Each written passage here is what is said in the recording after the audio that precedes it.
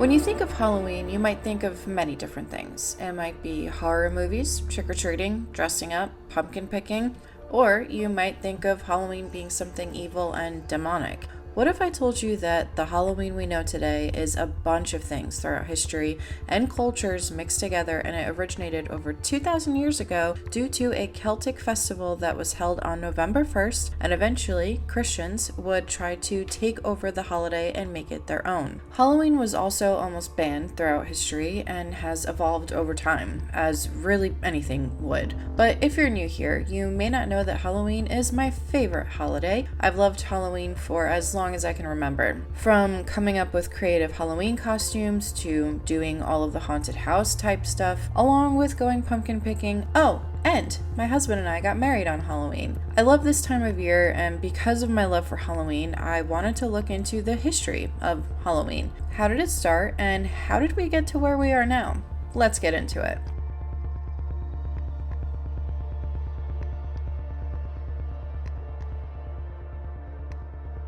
Ancient Celts had 4 quarterly fire festivals. Just in case you may not know, the Celts 2,000 years ago made up most of what is now Ireland, the UK, and northern France. Samhain, and I've also seen this pronounced as Samhain, so I might use it interchangeably in this video, so if I change the pronunciation, that's why. But anyway, this was the most significant of all 4 of the fire festivals, and it happened right in the middle of the fall equinox and winter solstice. Due to the time of year, people would let the fires in their fireplaces burn out while they harvested whatever crop they had.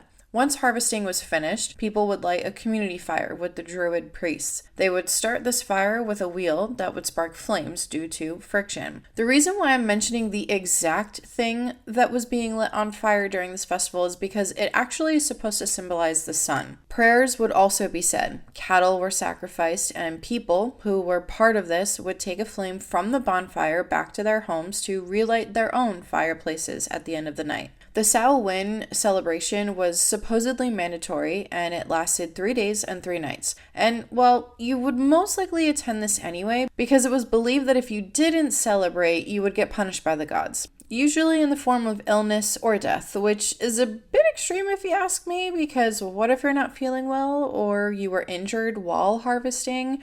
But, I'm also saying all of this from my home in 2024, so I'll never understand what life was like back then. This was normal at the time.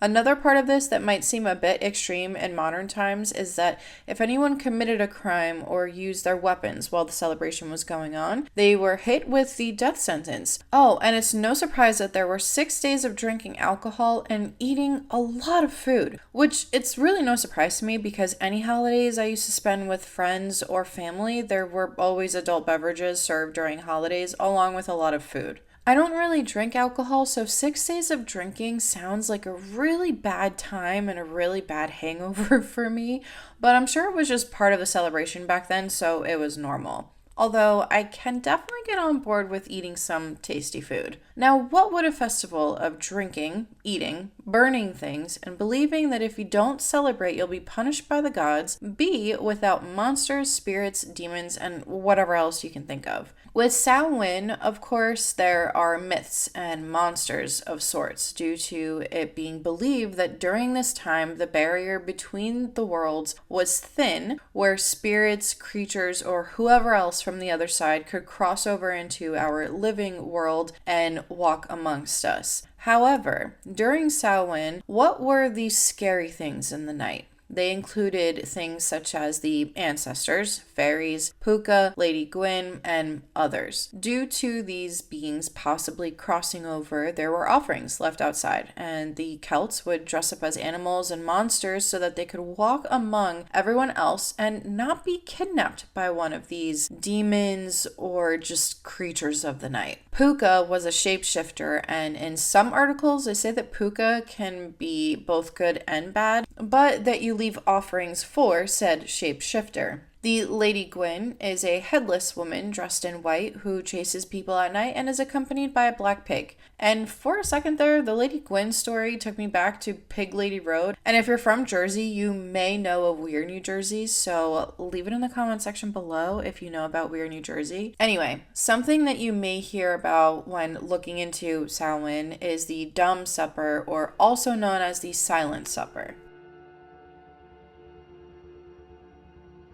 The tradition of the Druid Silent Supper, or also known as Dumb Supper, started around this time. It was a time where families would have a chance to interact with the spirits, and children would play games in order to keep the dead or ancestors entertained. During this supper, windows and doors would sometimes be left open for the dead to come in and eat cakes that have been left for them. Sounds kind of like leaving milk out for Santa Claus on Christmas Eve, but according to druidsgarden.com, quote, "Friends and Grove members are welcomed into a candlelit home, and with the fire and the hearth blazing, each person brings a dish to share steaming piles of local foods in season: a beautiful roast beef, pumpkin soup, sourdough bread, baked squash, stewed greens. After everyone settles in and dresses in their ritual robes, a sacred grove is opened. Each participant calls their ancestors to the space that they wish to honor and commune with. In silence, then, participants prepare 2 plates, a larger plate for themselves and a smaller plate for their ancestors.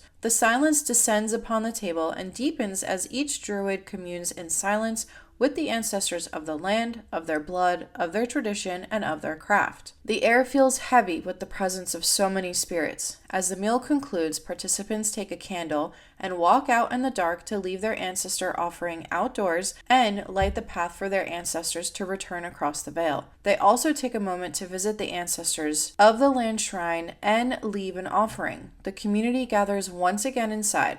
Oracle cards are drawn to offer additional guidance for the ancestors. The grove closes the space, merriment ensures." End quote. However, if you do want a more detailed breakdown, I highly recommend reading the article. I'll link it in my sources list in the description box below. This supper is supposed to be a silent ritual meal. A meal that is associated with a ritual should be a good one with specific foods. When I make Christmas Eve dinner, for example, I do create specific dishes that are made around this time, or dishes that are just a little more special, and it's just because of how I was brought up. With the silent supper, it's part of a Samhain ritual, which means you would most likely use foods that would be harvested at the time. Think nuts, squashes, pumpkins, etc. And most likely, since it's colder, you'll be eating more soups, stews, that sort of thing. A good example is bringing it back to the Christmas Eve dinner that I was just talking about. My mom used to make borscht, which is a beet soup. It's a Polish beet soup, but we only ate it on Christmas Eve. But my mom would make it so incredibly spicy. I loved it. So it would heat you up really quickly. Going back to the supper though, if you have an ancestor that you want to honor, maybe making some kind of a family recipe or something special would be a good idea. According to the article, it stated that if you are doing this as a group, that one take on this tradition is to ask each person to bring a dish that was important to one or more of their ancestors or is tied with their own ancestral culture.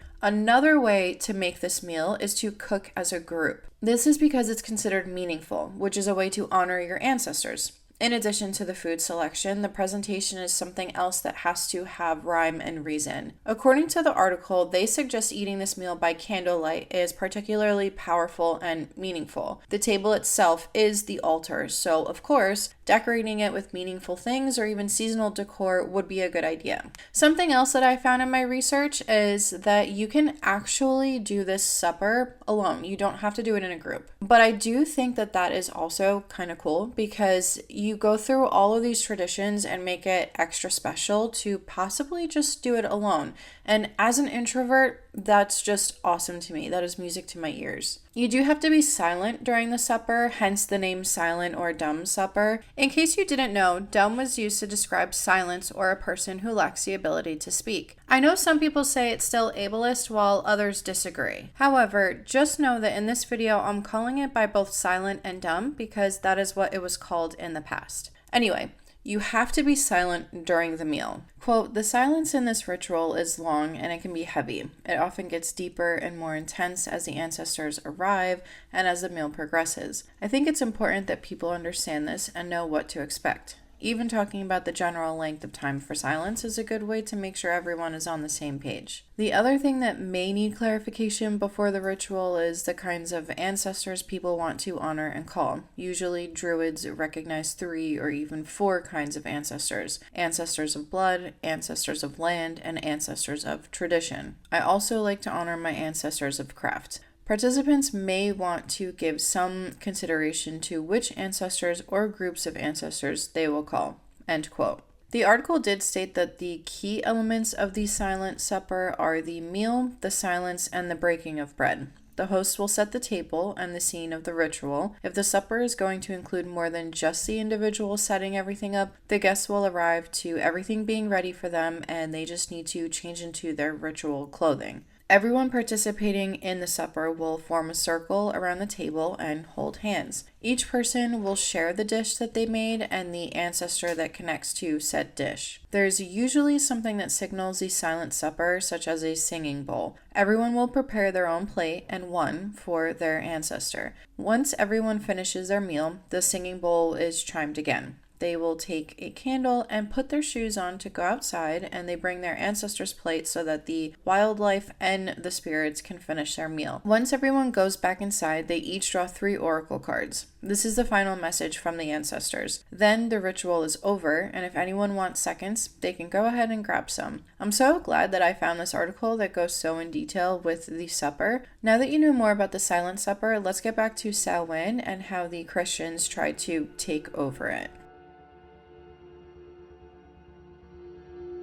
As I've already gone over, Samhain was when the worlds became visible to one another, and the spirits would play tricks on humans while humans walked amongst the dead. The harvests that were gathered was so that their crop would not be damaged by any evil spirits. Offerings were even left for these spirits so that they would have at least something. Well, the Christian church tried to take this ancient Celtic holiday and festival and turn it into a Christian celebration. This happened when Christian missionaries tried to change the religious practices of the Celtic people. Apparently, the Christians were trying to take over any pagan holidays, with Samhain being one of them. Well, the Christians would make major rifts with the religion and transform some of these ancient Celtic celebrations and holidays more to the Christians' liking. In 601 AD, Pope Gregory I told his missionaries about his concerns of the native people's beliefs and customs. Basically, he didn't like those beliefs and customs. Quote, "Rather than try to obliterate native people's customs and beliefs, the Pope instructed his missionaries to use them. If a group of people worshipped a tree, rather than cut it down, he advised them to consecrate it to Christ and allow its continued worship.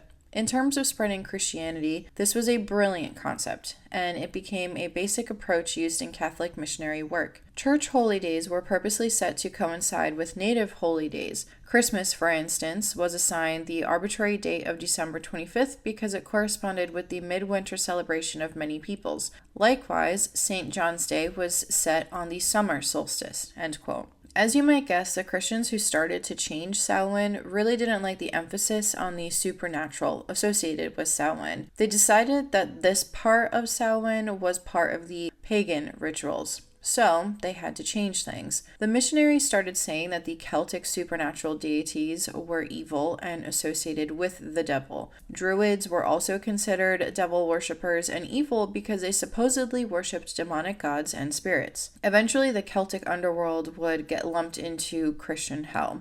The frustrating part of learning about this part of history is that the missionaries were still not trying to get rid of the Celtic beliefs, but they were trying to change the very religion or beliefs that the Celts did have. The church tried to say that these evil deities were not just dangerous but malicious, and because of this, people who followed the old religion would have to go into hiding and were also branded as witches, which we all know was not a good thing back then. Side note, I actually did make a video 2 years back about Bridget Bishop and the Salem witch trials. It's in my Spooktober playlist. It was such an interesting video to make. Anyway, back to Christians taking over Samhain.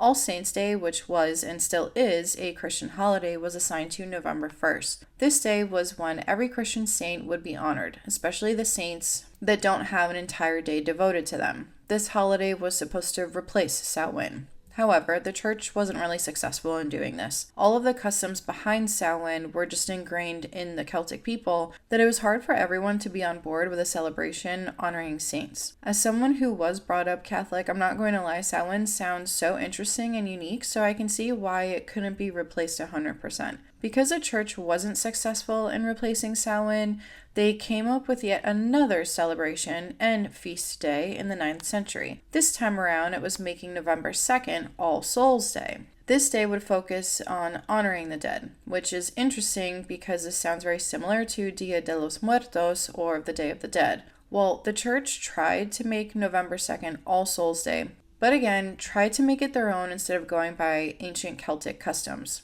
Quote, All Saints' Day, otherwise known as All Hallows, hallowed means sacrificed or holy, continued the ancient Celtic traditions.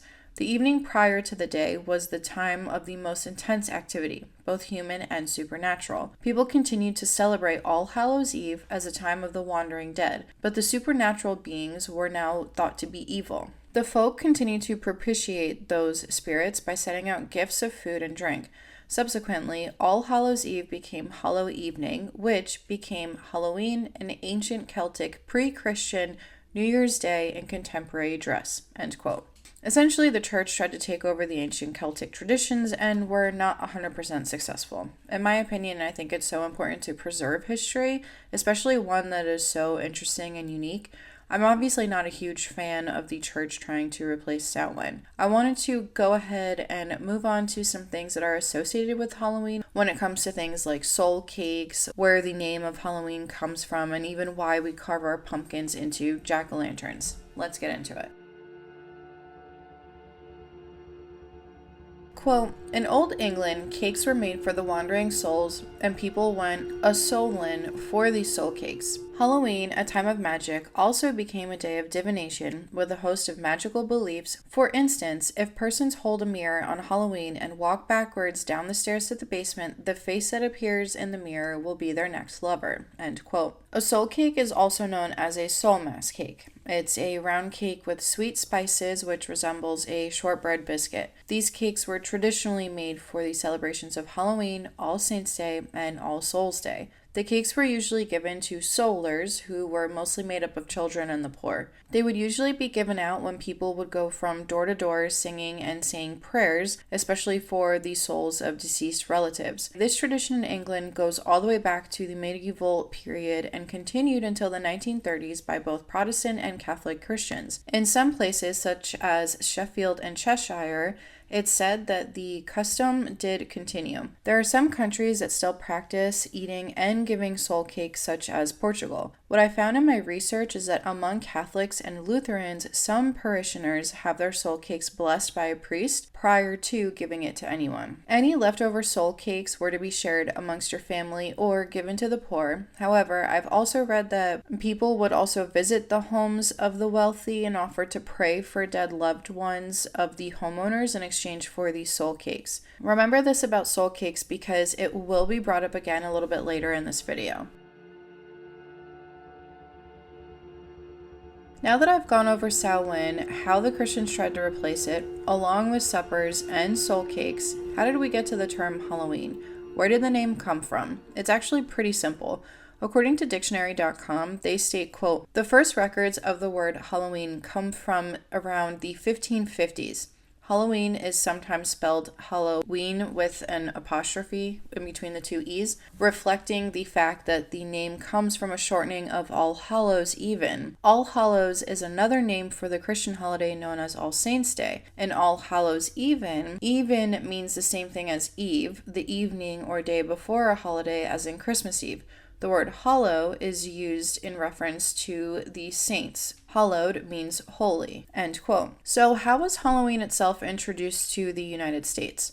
In colonial New England, which for some of my viewers that may not know U.S. history, that includes New Hampshire, Massachusetts, Connecticut, Rhode Island, New York, New Jersey, Pennsylvania, Delaware, Maryland, Virginia, North Carolina, South Carolina, and Georgia. Well, in colonial New England, Halloween wasn't really celebrated due to the Protestant beliefs within these states. Halloween was, however, more common in places like Maryland and the southern colonies. With the beliefs and customs of Europeans mixed in with indigenous Americans, an American version of Halloween would be born. They would have parties, which were public parties, and these were to celebrate the harvest, just as the ancient Celts did with Samhain. The difference is that the neighbors would tell stories of the dead and even dabble in some fortune telling. Halloween would also include telling one another ghost stories and mischief. This kind of reminds me of Mischief Night in New Jersey, which is the day before Halloween. I'm not sure if anyone still celebrates it, because before we moved out of New Jersey, it was still very few and far between that I would see toilet paper strung on trees, but it was definitely a huge thing when I was younger.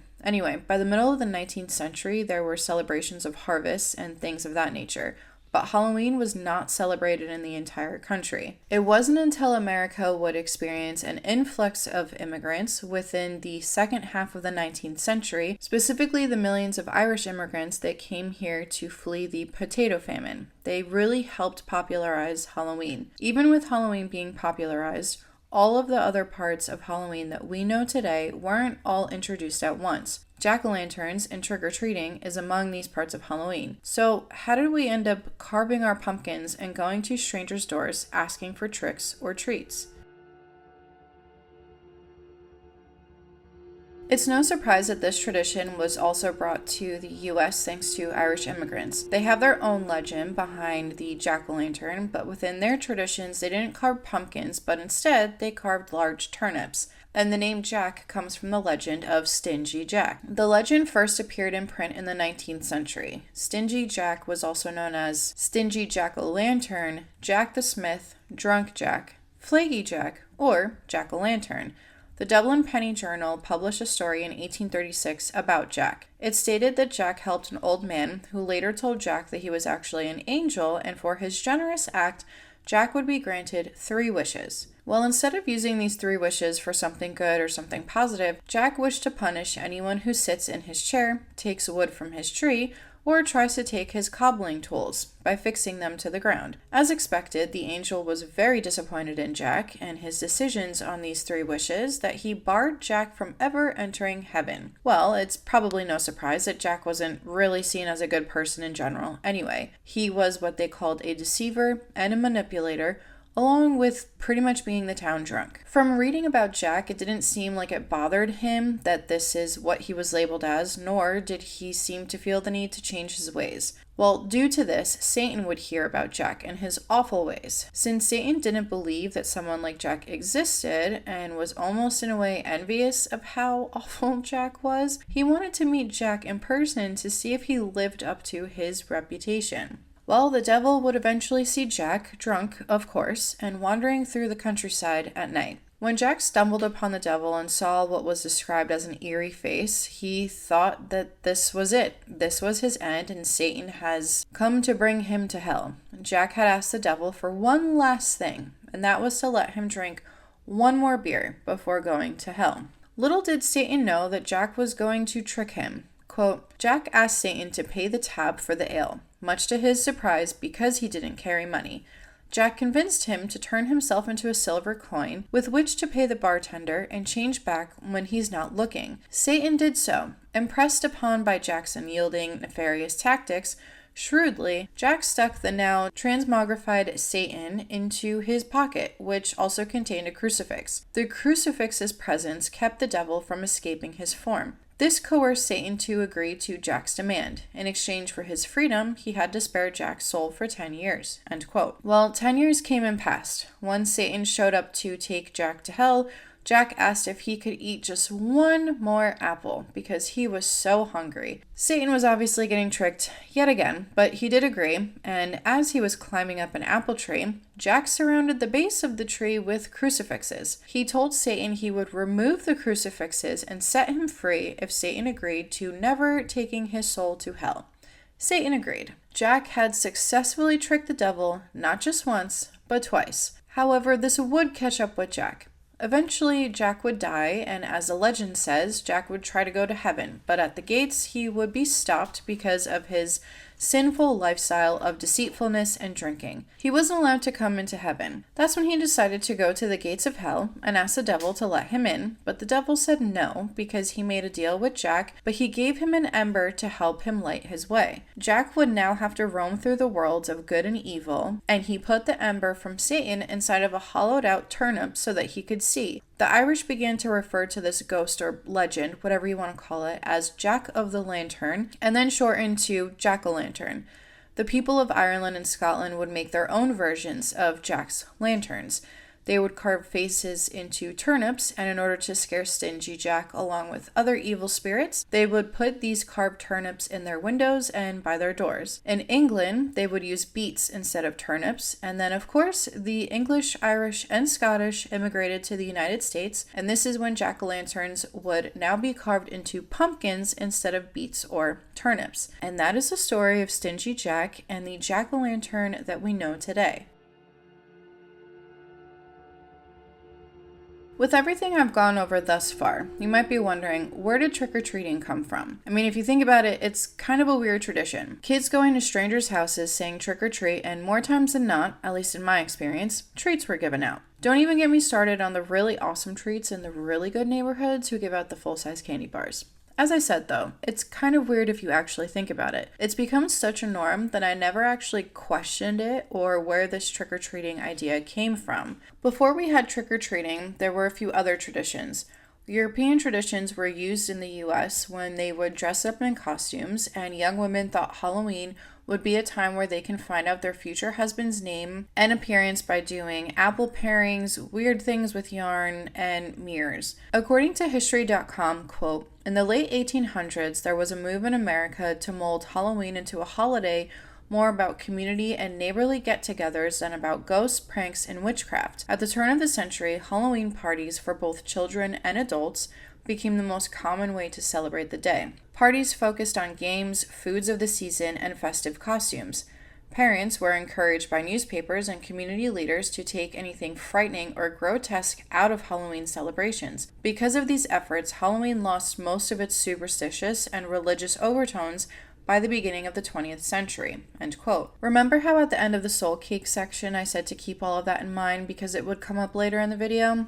That time is now. If we go back to the part about people going to the homes of wealthy people and offering to pray for their dead loved ones in exchange for soul cakes, well, that very same practice would eventually be taken over by children who asked for money, food, or ale, which I find that last thing kind of odd given that these are children, but I'm also looking at it from the eyes of someone in 2024. In Scotland and Ireland, there were children doing something similar to this. However, the difference was these kids were wearing costumes. When they went to households, they weren't offering to pray for dead loved ones, but they offered entertainment instead. They would offer entertainment in exchange for treats of some kind. According to Barry Popick, who is an etymologist, did some research into when the term trick or treat first made its debut, and that would be in the early 1920s. Then there was an article in the Saskatchewan Leader Post in 1923 about a quiet Halloween, which was treats and no tricks for that Halloween evening. In 1928 is when the earliest recorded trick-or-treat phrase was used in Michigan's Bay City Times. According to Smithsonian Mag, quote, "Halloween candy solicitation paused during World War II because of sugar rationing, but it came back stronger. The mid-20th century's growing and thriving suburbs presented ideal routes for trick-or-treating kids, and more individually wrapped candy made the whole process easier for homeowners," end quote. And that's where it all started. However, Halloween was also almost banned at one point. Of course, I have to talk about that part next. Quote, "As the Louisville Short Line chugged its way through Newport, Kentucky, the passenger train's engineer peered out into the dark night of October 31st, 1879, and saw something truly frightening, a body laying across the railroad tracks. Pulling on the brake with all his might, the engineer halted his iron horse in the nick of time and jumped out of the locomotive. As he rushed to the lifeless figure, the train operator quickly discovered why it wasn't moving. It wasn't a person at all, but a stuffed figure placed there by 200 boys hiding along the tracks who started to howl with laughter at their Halloween trick. Although the juveniles had threatened his safety and that of his passengers, the engineer did not utter a single admonishment. After all, he engaged in similar antics when he was a boy. Such things were to be expected on Halloween during the Gilded Age when the ghoulish holiday was free of candy and full of pranks, vandalism, and even violence." End quote. In the late 1800s in the United States, farmers had to endure some awful Halloween pranks, and I really can't blame them for being upset. Farmers' wagons and livestock somehow ended up on barn roofs. They uprooted vegetables in backyard gardens, along with tipped-over outhouses, even if someone was in it. Gates were taken off their hinges or opened so livestock could escape. Front porches would be completely trashed, and manhole covers would be taken off, which in turn would deflate tires. Fake detour signs were even put up to confuse people who were driving, and here's my take on this. And I do have to reiterate that in New Jersey, we actually had Mischief Night, but the most that ever really happened was just having to clean up toilet paper, eggshells, or the occasional shaving cream the next day. That was also in my neighborhood, though. I'm sure that there were some other neighborhoods that had it a little bit worse. But what these people were doing back then was actually very dangerous. This wasn't just an innocent little prank, and for some people, this was their livelihood, or they could have really severely hurt someone. I can get on board with the Mischief Night that I'm used to, but I can't imagine having to deal with what they dealt with in the past. Now, keep in mind that the Halloween recklessness I just spoke about was happening in rural places. Take that and now put these kids in cities. It's going to be very destructive. They started setting fires, breaking glass, and tripping pedestrians. Quote, "Boys ran through city streets, splattering people with bags of flour or black stockings filled with ashes.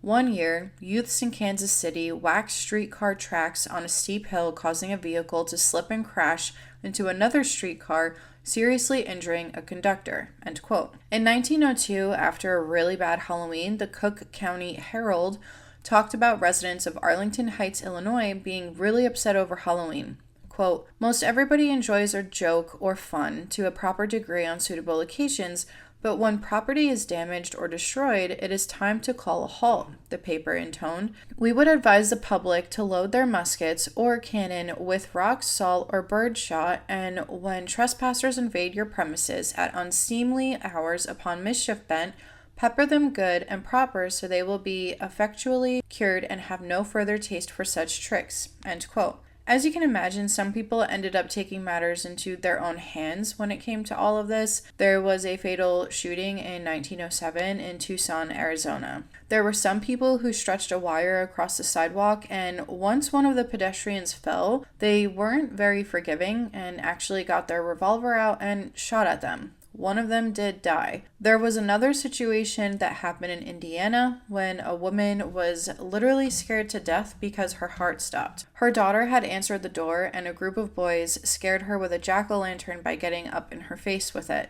By 1933, many cities were considering banning it. However, they didn't. They knew that that might make the situation worse because the kids would just rebel and take it to new extremes. Quote, "Many of the cities were smart enough, though, that they thought that while banning might not work, they might be able to buy these kids off." End quote. Instead of banning Halloween, they switched it up a little bit. They started organizing neighborhood parties, carnivals, and even costume parades. Since there wasn't a lot of money at the time due to the Great Depression, it was a bit of a collective effort. During this time, one house might have been giving out simple costumes, think of a sheet ghost, and the next house might give out treats, while the following house would have a haunted house type of thing set up. By the 1950s, while the mischief died down a bit, it didn't completely go away. This is when they made October 30th Mischief Night, which back then was something that they did in the Midwest and East Coast. Unfortunately, during the 1970s and 1980s in Detroit, they were setting trash cans, dumpsters, and abandoned buildings on fire. In 1984, more than 800 fires were set in Detroit within a 3-night time span. Because of this, Detroit decided to issue a dusk to dawn curfew for unaccompanied youths under 18. The number of fires would eventually decrease, and they would call the night Halloween Angels Night. I can see why some people would have wanted to ban Halloween at the height of its destructiveness. However, I'm glad that they found a workaround, and instead of banning it, they tried a different approach. I'm sure there are some who are still destructive when it comes to Halloween, but hopefully it will never get as bad as it once was, because Halloween is my favorite holiday and I would be really sad if something did happen to it. I'm shocked at myself that I never looked into the history of Halloween before. Anyway, I hope you enjoyed today's video, and if I missed anything, let me know in the comments below. Make sure to like this video if you liked it, and subscribe if you want to see more of my content. But as always, thank you so much for watching, and this is Monica reporting to you live from a highway. Bye!